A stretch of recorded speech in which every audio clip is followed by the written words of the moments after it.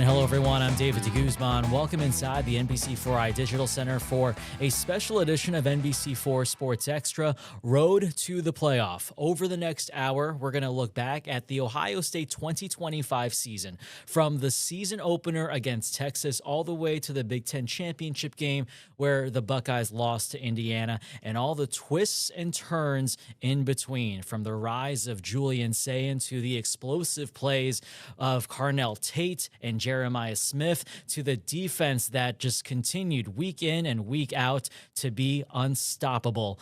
This is going to be a look back at some of the reports that we did on the day of those games, starting with that season opener on Labor Day weekend as Ohio State took on Texas in a matchup of top three teams in the AP poll. Texas came in as the number one team in the country, and the Buckeyes, the defending national champs, were ranked number 3. Here's how Joe Nugent reported on that game at Ohio Stadium.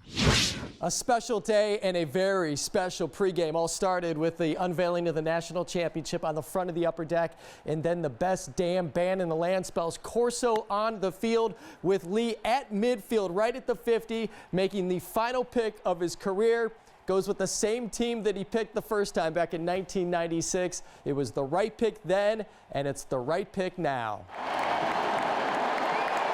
Ohio State might have lost 8 starters on defense, but the red zone defense has not gone anywhere, and the fourth down defense was also great. The Buckeyes forced 4 turnover on downs, and 2 of them were inside the 10. We're ready for the moment, and it's a big game, first game, and yeah, we're very prepared. The game plan was excellent, but the buy-in is what's most important. Plays are plays, scheme is scheme, but what matters is the guys and the warriors on the field, believing in it. With 20 NFL teams here scouting this game, including the entire Browns front office, plus their owner and head coach, Arch Manning was not able to put on a show. The Buckeyes held him to 17 of 30 passing and only 170 yards. Making him play quarterback, there's a lot of hype around him, but, they put on shoulder pads like we put on shoulder pads, so whoever win their one-on-one blocks is going to win the game. Coach Patricia does a great job, mixing things up and keeping you on your toes as a quarterback. And it's very hard to play against them. They've got an excellent secondary, and they've got a good scheme, and they've got a very smart secondary, and so they made Arch work. We don't really care who you are. We're going to go play our game, how we're going to play, and I think we went out there and played Buckeye football. That man, Jermaine Matthews, intercepted Arch in the third quarter, and it was the only turnover in the game. I'm just very happy I just get the ball back for the offense. I tried to take the ball to my mom, but she was too far up in the stand, so I just gave it back to her. Jermaine, that's my brother, since freshman year, we always talked about this moment, and it looked like we're ready for this moment. I'm very excited for Jermaine. He's embraced a bigger role. He's ready for it. He's putting in so much work.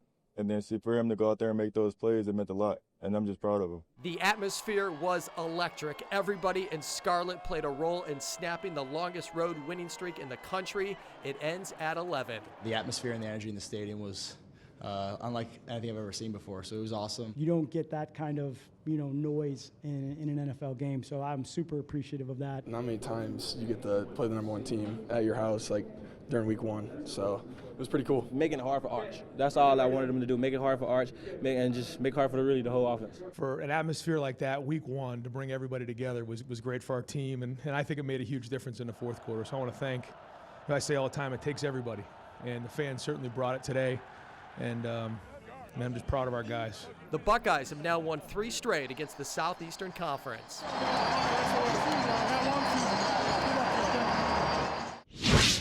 Well, first off, what an atmosphere for Julian Sayin's first start at quarterback. The sophomore giving a ton of credit to the over 107,000 fans in attendance here at the Shoe, who were mostly rooting for the Buckeyes, saying it lived up to his expectations, and Julian getting just enough done to get the victory. He completes 13 of 20 passes for 126 yards and a touchdown, and more importantly, no interceptions. His biggest throw ended up being the difference maker, that 40-yard touchdown pass to Carnell Tate in the fourth quarter. Ryan Day saying that Julian handled himself well, making throws when he needed to, and Julian's teammates agree. Composed, that's what we needed from the start. Just no distraction outside, and I thought he did a hell of a job just executing. I told him before the game, just go out there and play. We got you up front. We're the veteran group. I think it's only going to build from here. Not number one team in the country just came in, and obviously I think we're the best team in the country by far. But you know, we still have a long way to go, and this is going to just build confidence every week. Now, Ryan Day saying there is a lot for this team to improve on, and this will not be the same team you see at the end of the year or even halfway through the season. But he also added it's a lot easier to make those corrections after a victory against a top-ranked opponent. Local for you at Ohio Stadium, David DeGuzman, NBC4. Clearly an overmatched situation here. Ohio State not dwelling on the numbers that are up on the scoreboard, and probably the biggest win coming out of this game, they are healthy. The offense found a rhythm very fast in this game. It was so good. Julian Sain set a new program record by connecting on his first 16 passes. Will Howard had the previous mark with 13 against Notre Dame in the title game.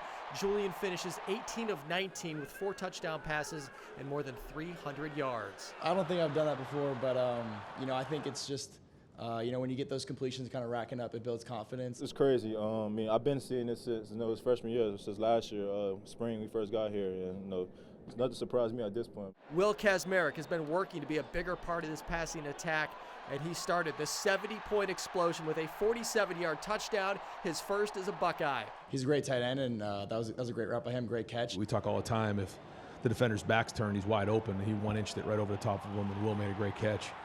But again, the timing, the spacing, all of that was crisp. Through 2 games, the defense has now scored as many points as it allowed. Gave up 7 last week against Texas. They scored 7 here. A Caden McDonald strip. Riley Pettijohn put it in the end zone. I feel like we definitely still play with that edge. We still definitely play like we have nothing to lose. I mean, we definitely got to keep showing up and keep doing our job every single day, but they're definitely not putting our foot off the gas. The benefit of a game like this, almost everyone plays, and it's great experience down the road for the young guys. Pettijohn also popped the ball loose, causing another turnover. We've seen Riley in practice do some really good things, but you want to put him in the game to see how he responds. And when you see him make plays like that, you know, in his first time on the field, it's a great sign for a young player. Definitely one of those players, too, that kind of bought in, did everything he needed to in the offseason.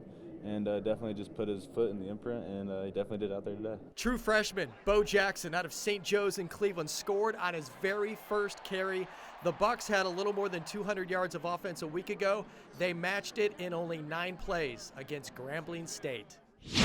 Well, you know that song by Creed, My Sacrifice? It starts out, hello, my friend, we meet again. It's been a while. Where do we begin? Well, it feels like forever since Jeremiah Smith lit up the shoe. He did just that against Grambling State. That 87-yard touchdown reception from Julian Sain, the second longest passing play in school history, all part of a spectacular performance as Ohio State dominated Grambling State. We had that one, you know, kind of backed up on our own 12-yard line or something.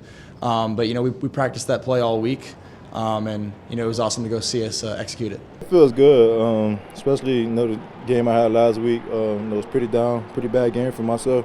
So it feels very special to get back in the end zone today. I'm very hard on myself, so when I dropped them 2 passes, I was like, I don't know, I don't even want to say what I said to myself in my head, but I'm very hard on myself, and I don't like dropping the football.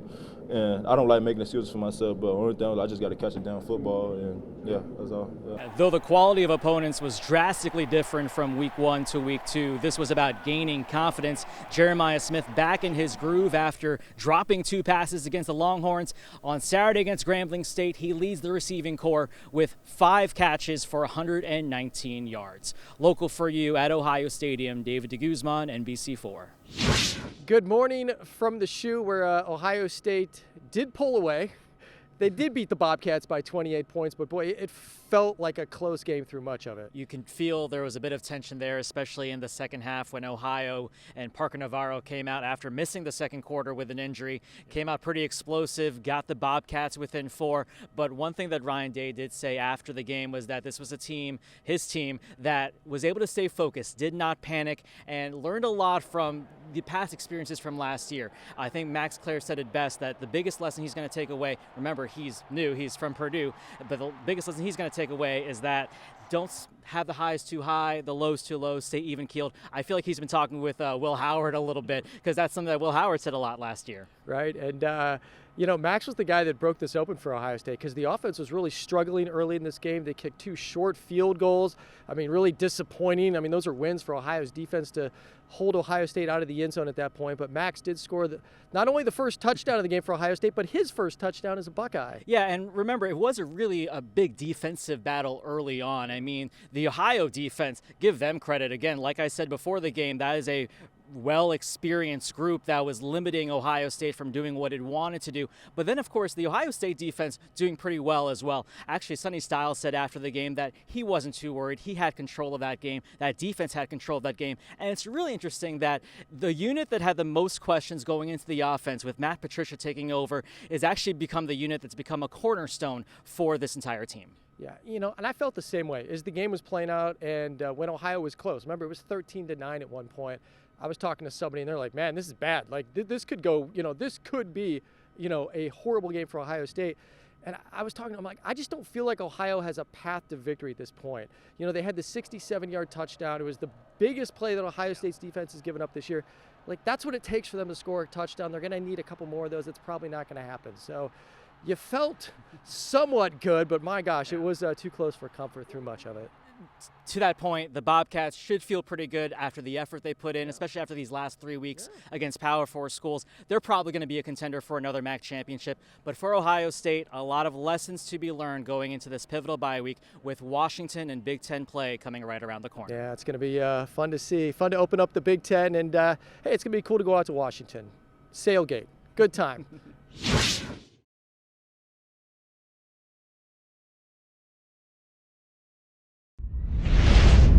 This place has been a house of horrors for years. 22 straight times opponents have come in here and lost. It was the second longest winning streak in the country, and Ohio State has ended it. It was real loud, but you know, we're the Ohio State Buckeyes at the end of the day. You know, we play our football. It's all about us, and we don't really care about who our opponent is. It's just about us. They're definitely a really good opponent, and we were excited about the challenge of playing them. Defense leading the way. The Bucs did a great job containing and getting to DeMond Williams, sacking the Washington quarterback 6 times. The last one by Caden McDonald, a play that killed Washington's hopes of a comeback. It was 4th down. I was like, just bring out my best move, you know, and I got past the center, and the rest was history. It doesn't surprise me with the coaches that we have. It doesn't surprise me with the players that we have. But that being said, like we got a long season ahead of us, and I think there's confidence right now. Definitely, you love to see the pressure put on you as a defensive line. I feel like our defensive line this year is just a bunch of no names, and we just go out there and we just try to ball and we try to play as hard as we can. Ohio State has long wanted to win the middle 8. The last 4 minutes of the first half and the first 4 of the second. What they did here was even better, scoring in the final 90 seconds of the first half and chewing up more than 7 minutes to start the second half, scoring back-to-back touchdowns. Man, the middle 8. That's it. You know, so many games are won and lost in the middle 8. Washington tried to trick the Bucs in the second quarter. Very significant moment because Ohio State's first 2 touchdowns came in the possessions right after Jalen McClain was all over this fake field goal. Our guys were prepared for it, and that was a big stop. Big stop. You know, because when you get down in the red zone, we got to force field goals.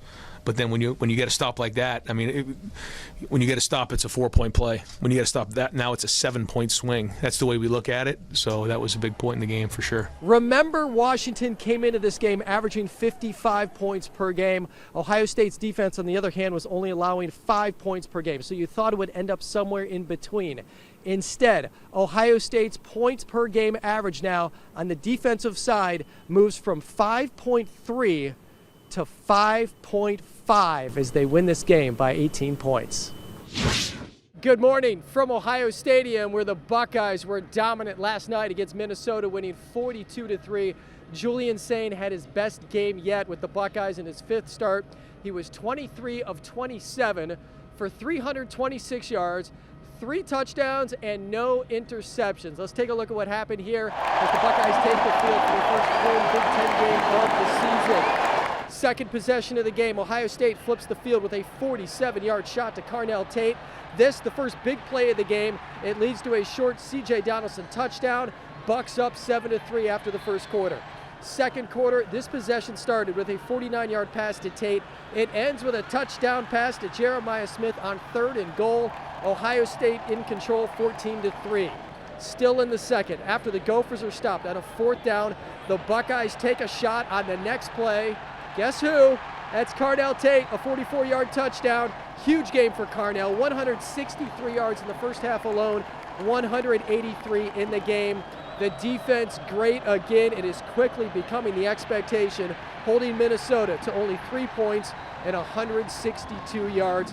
Buckeyes come away with a 39-point win, 42-3 here at the Shoe. We're very deliberate about how we try to bring along our quarterbacks. Sometimes we have to maybe put them in situations that they're maybe not ready for. But when you have a defense like we do right now that's playing the way we do, you can bring them along in a certain way. And you're seeing every week Julian play with more and more confidence. And we wanted to put more on his plate this week. Great game plan from the coaches, and I think they put us in position to take those shots down the field. And it all starts up front with the offensive line. They did a great job protecting, and receivers made some great plays down the field. So I think it all clicked. But we're not where we want to be as an offense yet. We're still growing and developing each and every day. Let's talk a little more about that Ohio State defense. Minnesota did open the game with a 66-yard drive. They did move down inside the red zone, but they had to settle for a field goal. That certainly has been a theme throughout this season. But on 3rd downs, Ohio State held the Gophers to 1 of 11. Also, coming into this game, Ohio State was only allowing 5.5 points per game. Somehow, that average has now moved down to 5 flat per game. They've given up 25 points through 5 games, and that is number 1 in the country. This defense is something else, and it's only getting better. It's a lot of fun to watch. The Buckeyes will now head out on the road to Illinois, to Wisconsin, then a bye week, and then they'll be back home here for the next time, November 1st, the first day of November, as they host the Penn State Nittany Lions. Buckeyes back out on the road and doing it in a different way. Coming into this game, the defense forced 5 turnovers. In this game alone, they had 3. We emphasized getting the ball back for the offense every week. We really hasn't been doing that too well the last couple weeks. Today, we went and got that ball, so I think mission accomplished. Illini quarterback Luke Altmaier made it all the way to this game without a single interception. We're talking almost 150 passes without a pick. That run, though, did come to an end in the first quarter. I like the look in our eye. Defense created a bunch of turnovers, which when that happens, the chances of winning are going to be, obviously in our favor. I knew he was going to throw one on us. The defense crazy, ain't it? Defense crazy. We're heading in the right direction. We just got to keep working and minimize the mistakes and just stay disciplined. Davison Igbinosun was a target. The Illini were throwing his way, and no surprise, IGB was up for it. This play on 3rd down forced a short Illinois field goal. I have 4 pass breakups. Yeah. Stop throwing at me. A great run by the defense comes to an end. Illinois, the first team to score a red zone touchdown against the Buckeyes. Pretty impressive that it took this long. The goal was to go the whole season without a red zone touchdown, but that happens. If you want to be the best defense in the country, you can't let people score. So we got to get back to work tomorrow, and we got to just keep going. There was an oh-no moment in the second half when Jeremiah Smith took an awkward hit and immediately left the game. He went straight to the bench. First time he had an injury like that at Ohio State, but the best offensive player in the country came right back to catch a touchdown in a 5th straight game. On that play, we had an opportunity to really have an X-play, and we actually had 2 guys there to block one. It didn't happen, and so he ended up taking a shot that we don't want to see happen. But he was able to recover. He's a tough player. It was an awesome route. I was anticipating I was going to have to, kind of leave it a little short so he could go up and get it. But, he beat him so bad, just kind of put it in the back of the end zone. Ohio State ran the ball a ton in this game, more than normal, with 37 rushes compared to only 27 passes, with an offensive line creating a push. I thought the offensive line was moving people today. When I watched the iPad, I'll have to go back and watch the film. I mean, we were moving the line of scrimmage. They just make it easy. They just move the line of scrimmage. All I got to do is run the ball behind, the Great Wall of Ohio. Also, credit the Bucs defense. Illinois receiver Hank Beatty had 186 yards last week. In this one, he was held to only 48 as the Buckeyes win another one on the road. Ohio State's defense leading the charge, and after the Badgers were shut out at home last week for the first time in 45 years, you knew there was a chance it could happen again, and it did, twice in 2 weeks, thanks to that Buckeyes defense. One of my favorite parts of the game was the way that we ended, and that's when guys are on the sideline and they want to, hold to the shutout, and some of the depth guys are in there, and everyone's screaming and yelling because it isn't about the score. It's not about the results. It's about the process, and that's it. And the guys are playing for each other. And that's another good sign. We want to be the best defense in college football, so, we definitely don't want to let them get anything. And, obviously going out there and doing that is definitely something that is part of our goals. The Ohio State defense continues to be opportunistic after 3 turnovers last week. Sonny Styles picked off a pass in the first quarter. That's 4 turnovers in 68 minutes going back to Champaign. We're trying to cause havoc on defense. We want to make plays. We want to get good field position for our offense, and kind of just growing that habit now is definitely going to help us later down the road. The turnover early was good on the road because we want to be consistent. And we see what happens across, college football week in and week out, so we can't have letdowns. Julian Sain was great, completing 36 of 42. That's 85%, which is almost unheard of in college football. He also threw for 393 yards. What does it say about the progress he's made since week 1 against Texas? The coaches put together a plan here that had him throw the ball 60% of the time, far different than the plan week 1 against the Horns. Be the Heisman winner. And I know, ain't no question, if, ands, or doubt.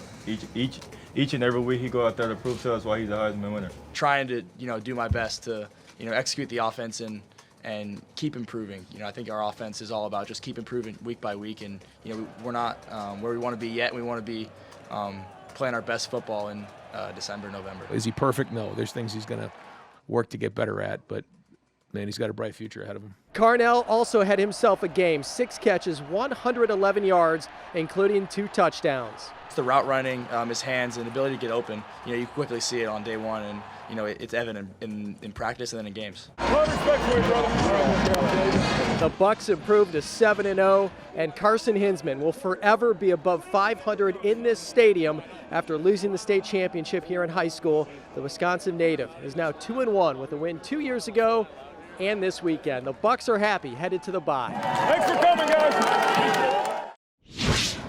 Well, there were a lot of players that contributed to Ohio State's offensive efforts, with 10 different receivers on the other end of what ended up being a career day for quarterback Julian Sain. Now, the Buckeyes' run game, though, really limited, just 98 yards on the ground compared to 393 through the air, with the Badgers forcing Ryan Day to find another option from the backfield. And on Saturday, that option came in the form of Isaiah West, a redshirt freshman out of Philadelphia that led Ohio State in rushing yards with 55 on 9 carries. Just another example of how the Buckeyes are prioritizing winning over anything else, even if that means less action by some of the brighter stars on the team. We have to stay disciplined, and that's what goes back to being unselfish. Guys have to, understand, and the number one goal is to win the game, but we're going to do everything we can to make sure guys get touches the best we possibly can, staying within the system and not putting our offense at risk of sputtering on a drive and not scoring a touchdown.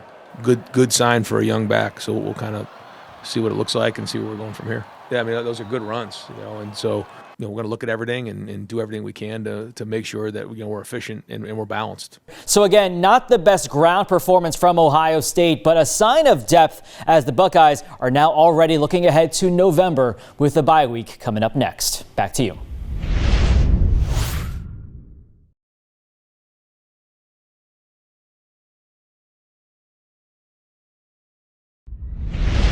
It's one thing to be able to do something once. It is a different deal to do it week after week. Last time out, Julian Sain had 4 touchdown passes and no interceptions against Wisconsin. And then he came back and did the same thing here against Penn State. And he only had 3 incomplete passes against the Lions. This is a team game, and the offensive line did a great job today. Receivers did a great job today, and none of it happens without us as an offense, as a collective. Even when you look at the Heisman Trophy. It's sort of after the season's over, and there's still a whole bunch of football to be played afterwards. So I think that's unique, but that's the tradition. I do think that if Julian continues to play the way that he's playing, he deserves to be in the conversation at the very least. Jay Cool for Heisman, that's what I'm going with. He's played at an elite level. You saw the explosive plays we had today, and he played at an elite level. Even the third down when he broke the pocket, I was like, ooh, he making plays, but I mean, I'm just excited for my guy. When Julian is great, the same goes for Jeremiah and Carnell. They both go for 100+ with 3 touchdown passes, even hit JJ deep in double coverage on a shot downfield. If there's 2 better wide receivers in the country, I'd like to see them, and they deserve to be up for a lot of awards too as we're getting towards the end of the season, because I know a lot of people, support their players. I want to make sure that I'm supporting my guys because, they're great players. Best in the country. Yeah. Nobody's better than us two. Even Brandon Ennis as well. I mean, best receiver corps in the country as well. Those guys are the 2 best in the country, and they show it every Saturday. I see it in practice on Tuesdays and Wednesdays when they go make plays against the best defense in the country. Julian came into this game completing 80%, and somehow that number just went up. The defense strong again, 4 total sacks, and Arvell Reese leads the Bucs with a career-high 12 tackles plus 2.5 TFLs. He's playing at an unprecedented level, and I'm excited for him, and he's just staying focused on the moment, doing what he does. Caleb Downs brought in his 2nd interception of the season, which is also a team high. It's great. It's a blessing from God to have the opportunity to do that, and any way that I can help my team, I'm trying to do it. Pivotal moment coming out of the locker room after Penn State cut it to a 3-point game just before the break. The Bucs went right down the field to grab control of the game. We came in at halftime. We were up by 3. You would have thought we were down by 21. But I thought we responded well, and that's the thing is when you come out in the second half, you have to learn from the first half, but you can't dwell on it. Before kickoff, Jim Knowles did spend some time with former coworkers, and here's Ryan Day on if his presence provided Ohio State any motivation. Honestly, no. I didn't feel any of that. Maybe I guess when the season started and when I was looking ahead, I thought maybe that would come into play, but it just didn't. I don't think any of our coaches or players were distracted by that. The Bucs have now won 12 straight, and it's a rare game against Penn State that wasn't close. Ethan Grunkmeyer is used to being in the spotlight. He was a team captain for the Olentangy Braves just 2 years ago and set a number of school records, including career passing yards and career touchdowns. But Saturday afternoon was a unique situation, with the Central Ohio native making his 2nd ever start and 1st inside the horseshoe. The redshirt freshman taking on the hostile environment that only Ohio Stadium can provide, and Grunkmeyer ends up completing 19 of his 28 passes for 145 yards and an interception. Those numbers slightly better than his first outing a week ago at Iowa, but the Lewis Center native still seeking his first touchdown throw of his collegiate career. Still, with his family in the stands, Grunkmeyer living out his dream of playing at the Shoe. It was a good experience. Saw a lot of football games in this stadium. This was my first time playing in it, so that was obviously pretty cool. And then just based off the play, just got to go back and watch the film, but we lost. So, like I said, just not good enough when we lose. So, my younger self would definitely, be stoked to see my future self out there. May or may not have believed it, but that would have been awesome. Well, for more post-game coverage, by the way, you can watch NBC4 Sports Extra. We've got more reaction from the Buckeyes, plus analysis from Bill Conley, including Grunkmeyer's potential at Penn State. It's available right now on demand on the free NBC4 Columbus streaming app. Now, next week, Grunkmeyer will make his Beaver Stadium debut as a starter. However, it will not get any easier for the Nittany Lions as they host number 2 Indiana. Without Carnell Tate, who felt a tweak during pregame, it could have been really hard on Jeremiah. All that attention on number 4. Instead, JJ had a career-high 10 catches. When Carnell was unavailable, that certainly changed things quickly on some of the things that we had. But it was still, for Jeremiah to still have the impact he did, not having Carnell on the other side of the ball, it just speaks volumes to what he does. He's a really hard-working player, and he shows up on Saturdays because he puts in the work on Tuesday and Wednesday. He's a really smart player, and he knows what he's doing, where he's going, and rarely makes mental mistakes and rarely makes physical mistakes. JJ is the fastest Ohio State receiver to score 25 touchdowns. He did it in 25 games. David Boston had the previous mark at 30 games and 137 receiving yards for JJ in this one. Also, a special one for Max Clare, returning to his former home. He had 5 catches, 59 yards, and beat his brother who played Max on the Purdue scout team this week. I had a lot of fun out there, especially just, looking over across the field and seeing my brother. Cool experience for sure. He was excited to come back and play. He's got a lot of respect for this place. He loves this place. A lot of the guys certainly he played with, and obviously brothers on the team. So I know it meant a lot to him to play in this game and get a win and play well. I thought he played well in the game. He had a really good game and did some great things. I missed him in the red zone, and he would have had a touchdown if I put it on him. So that one was on me. And he had a great game, and was loving to see that. On the last drive, he had that back shoulder fade too. So he had a great day. Several personnel changes for the Buckeyes. Carnell could have gone if they needed him. Philip Daniels did not play. He was questionable this week. Ian Moore started for the first time at right tackle, and Ethan Anianwa rotated there as well. The running game picked up in the second half. All four of the running backs, plus Lincoln Keenholtz, who scored a first half touchdown, combined for 173 yards on 37 carries. For the most part, it was efficient. It wasn't great, but there were some good hits on there. Bo, I think, averaged 5.4, Isaiah 6.7. Defense, great again. Jermaine Matthews brings in his second interception of the season. He also had that strip at Illinois. This set up the Bucs offense, and it did lead to a touchdown. I say thanks to Caleb Downs. He deflected it. I just went to grab it. I tried to score it, though. I tried to get in that zone. But, great play, good turning point in the game. Man, he's awesome. He's a ball player. Just makes plays in a bunch of different ways. Interception, blitzes, PBUs, whatever it may be, outside corner, inside corner. He's kind of doing a little bit of everything, so he does a great job. And in the biggest twist of the day, Ryan Day's son, RJ Day, who threw for 482 yards this weekend for DeSales, was here at the game as a guest of the Purdue Boilermakers on a recruiting trip.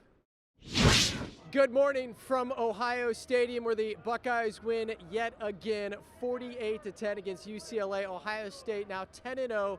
This team has been so consistent throughout the season, and nothing different in this home November night game, a rare home November night game, only the 6th in program history. Injuries, a big story coming into this game. No Carnell Tate. He misses a second straight one. Also no C.J. Donaldson and Josh Padilla. UCLA does not have a strong run defense, and the Buckeyes take full advantage. They average close to 9 yards per carry in the first half. Bo Jackson, who leads the Bucs in rushing this season, rips off another one. Bo goes for 112 against the Bruins. It leads to this. On a 4th and 5 from the 11, Julian Sane all day rolls out, finding Bryson Rogers for a touchdown. Bryson has stayed with this program, and that is his first career touchdown, taking full advantage of the opportunity without Carnell in the lineup. Defense, as you would expect, dominant again. This is a stop on 3rd and 1. Kenyatta Jackson blows it up. Only 50 first half yards for the Bruins. The Buckeyes have a ton of depth at running back. James Peoples with his best run yet, jumping over a UCLA defender. The first of 2 for James, and Ohio State runs the ball for 222 yards in this game.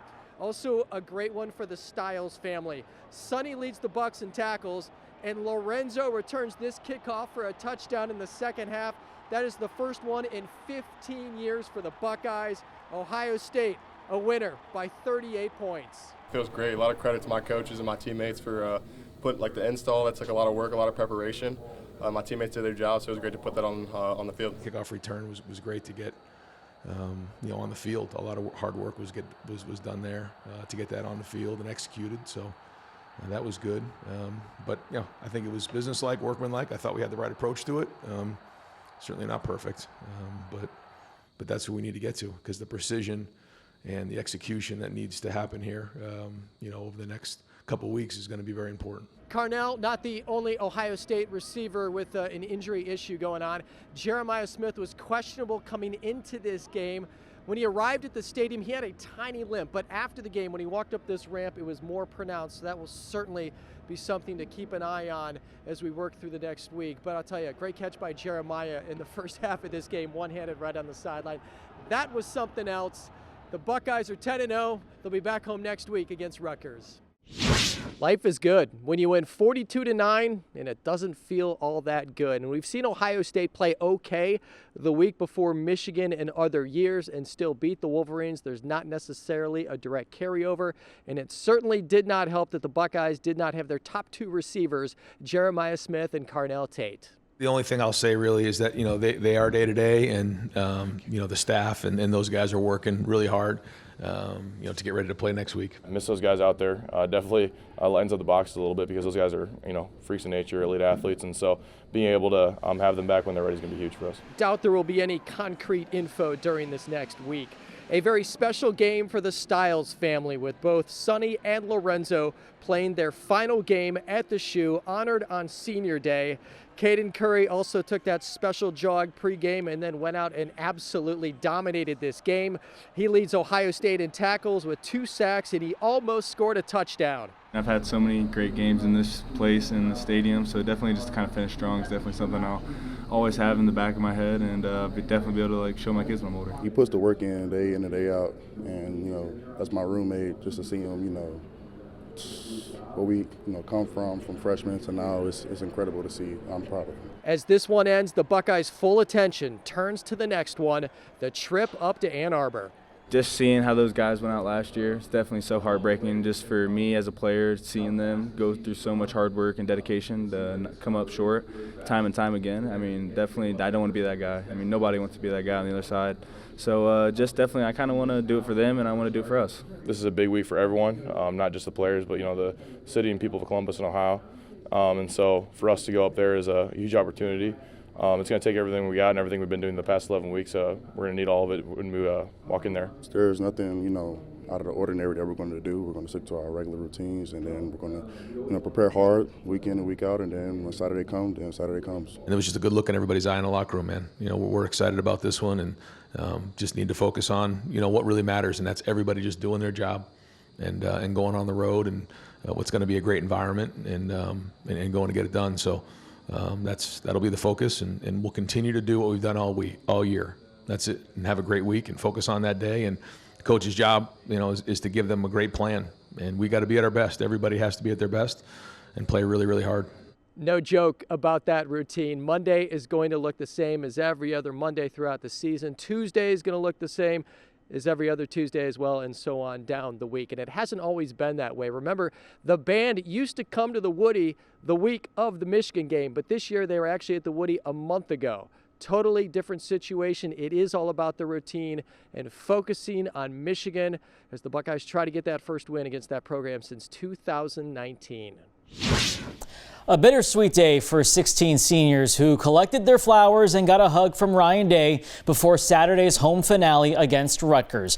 Bitter since it marked the end of their careers at the Horseshoe, but sweet in that the game marked the beginning of what could be another memorable run that could define this senior class.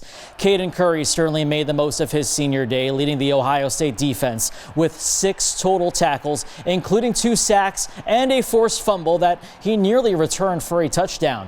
Now the attention for him and the seniors shifting to reaching the goals that have eluded them, starting with a win over Michigan. It's kind of heartbreaking and motivating at the same time. I mean, definitely being able to play out here. This is, the best stadium to play at, I think, in America.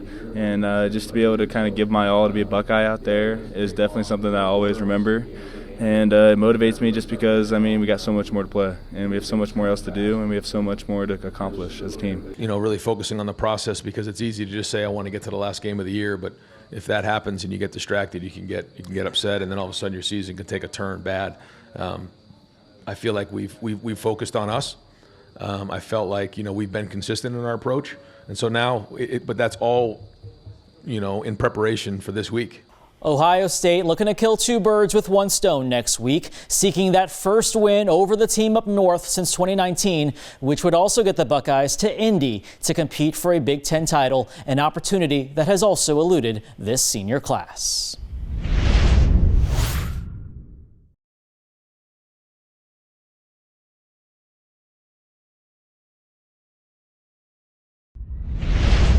What a game by the Buckeyes, and how about Julian Sain, who grew up in Southern California, never played in conditions like this. He did not blink as the Buckeyes win an emotional game here inside Michigan Stadium, and the Wolverines did not want to leave the field. They won! They won, guys! Back up! They won!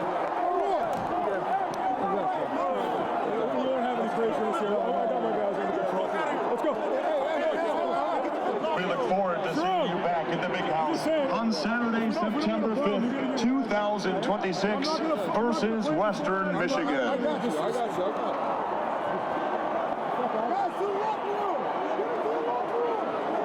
Wolverines hanging around, trying to protect the logo as Ryan Day made it clear the Buckeyes were not going to plant a flag.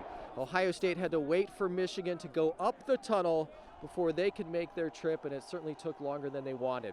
Special performance by the defense, keeping Michigan out of the end zone and only allowing 163 yards.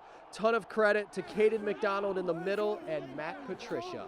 We did it, man. You gotta keep going, man. Man, I love you, dog, man. I think it just feels good to know you can kind of win in different environments versus different teams. I think they came out here on at least for the defensive side of the ball, they're trying to out physical us, and we out physical them. So it feels good to know that we're capable of doing that. Especially the past few weeks, I feel like we haven't really played a team that was a matchup game. So it felt good to go out and play a real true matchup game and just dominate. We knew whatever they brought to us that we were going to have to stop, and I feel like we just came out there and played as hard as we could and as fast as we could, and we kind of were just on top of it all day. Without playing a ton in the month of November, Carnell Tate and Jeremiah Smith were game changers. JJ scores the first touchdown of the game on his 20th birthday, celebrating with the Ohio State fans in the front row, and this play started the process of blowing the candles out on Michigan's win streak. Carnell also had a touchdown in the third quarter. Combined, they had 122 yards and 8 catches. Jeremiah Smith and Carnell Tate and what Sean Barnhouse and Adam Stewart did to help them get to be able to play in this game, just tremendous. Tremendous. I mean, if you really know how much work they put in to get on the field and how gutsy they are, and I'm sure the fans and everybody would just appreciate what they did in going out there and putting it on the line. The run game was dominant. Ohio State was by far the better team on the ground, and Bo Jackson was the best back in the stadium with 117 yards. Win the run game, win the game. It's really a dream come true. It's just being able to go there, go in there and win, come out with a dub. We wanted to, end the game on our terms and, keep running the ball and milk the clock and be able to pick up first downs and just wear the defense down. And I think it was awesome to see those guys up front, just really doing a good job. The snow made it more fun as the Buckeyes turned this rivalry back in their favor. Both teams trying to get to the Big Ten championship. It's snowing. It's end of November. It's the stuff you dream about. So kind of daydreaming a little bit on the sideline, but it means so much.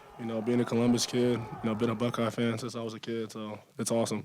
Long time coming for this group. They left no doubt, and they're not satisfied with a championship game coming up next. For the last half decade, the game was the reason why Ohio State couldn't play for a Big Ten championship. The team up north always in the way of the Buckeyes getting to compete for a conference title. But Saturday's 27-9 win over the Wolverines unlocking the opportunity to end another drought. Ohio State has the chance to win its first Big Ten title since 2020, which marked the last of 4 consecutive league championships. But standing in the way are the undefeated Indiana Hoosiers, ranked number 2 in the country. For the OSU seniors, earning their first pair of gold pants has given them confidence that they can win their first Big Ten trophy. For me, fourth-year guy, I was 0-3 coming to this game, so I really wanted it. But, I think we're going to enjoy this one, but we're more excited about the future and what's coming up next.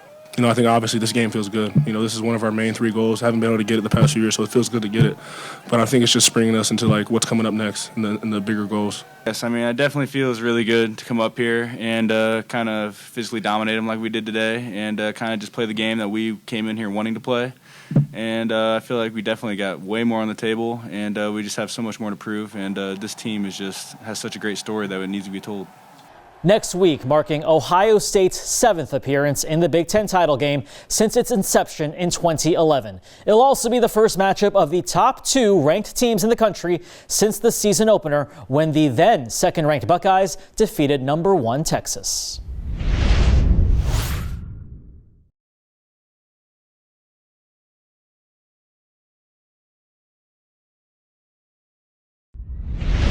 Good morning from Lucas Oil Stadium here inside the state of Indiana. This crowd is about 2/3 Hoosier supporters, and they certainly enjoyed what they saw here in this really good football game. Indiana wins its first Big Ten championship going back to the late 60s. Certainly stings for the Buckeyes. We'll show you what happened here on the field.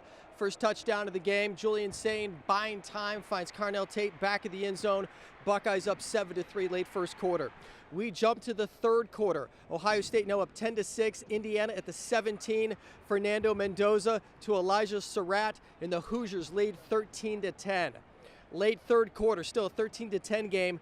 Sain on a 4th and 1, a long 4th and 1 inside the 10. His knee after review touches the ground. Indiana takes over. Now less than 3 minutes to go. Ohio State moving. The Bucks, though, settle for a 27-yard field goal attempt. It is wide left. That is a massive backbreaker. 2 empty possessions in this game inside the 10. Indiana takes over. Third down here. A chance for Ohio State to get the ball back. A 43-yard pass from Mendoza. He's 15-23 in this game, and Indiana wins the Big Ten 13-10.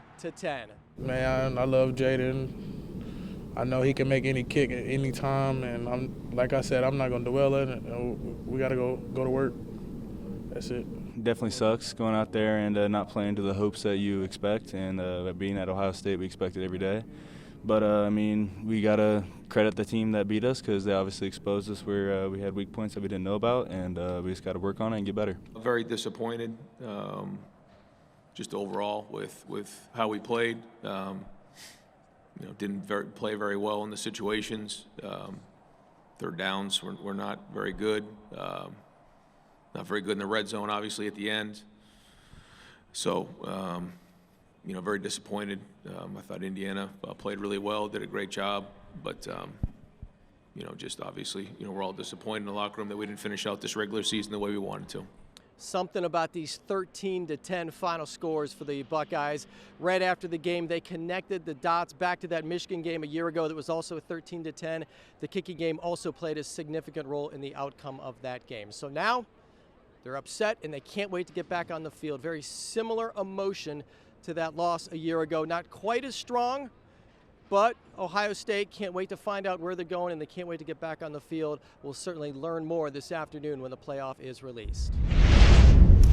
So the nation's longest active winning streak comes to an end as Ohio State falls to Indiana 13-10 in the Big Ten championship. And now the Buckeyes looking to do exactly what they did a year ago. Remember that they lost to Michigan last year by coincidentally the same final score, 13-10, and then made that run through the college football playoff to win the program's 9th national title. Well, now Ohio State trying to do that again, but this time Ohio State will start in the quarterfinals. The Buckeyes and the Hoosiers both getting byes into the CFP quarterfinals, and while Indiana will begin their road at the Rose Bowl, Ohio State will start at the Cotton Bowl, which is a very familiar setting. The Buckeyes making their 3rd consecutive appearance in Arlington, Texas for the Cotton Bowl. And 2 years ago, it was a loss to Missouri. But then, of course, last year, that legendary game, the scoop and score by Jack Sawyer to help the Buckeyes defeat Texas and win the CFP semifinal. And, of course, we all know what happened from there. Ohio State defeating Notre Dame in Atlanta for the national championship. So will Ohio State make it to the Natty once again? This year it takes place in Miami. We'll see how things go. The Cotton Bowl is on New Year's Eve. But for now, we thank you so much for joining us as we looked back at the season that was, the road to the playoff, and what a long and winding road it was.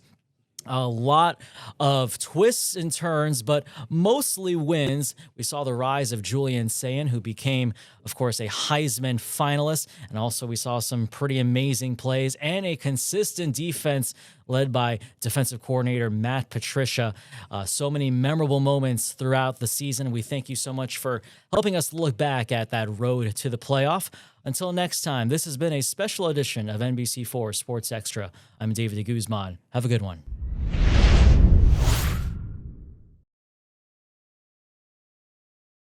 Thanks for watching. For more NBC4, download the NBC4 streaming app. You'll get free 24/7 local programming streamed straight to your living room. Just search NBC4 Columbus on your Apple TV, Amazon Fire, Roku, or Samsung device.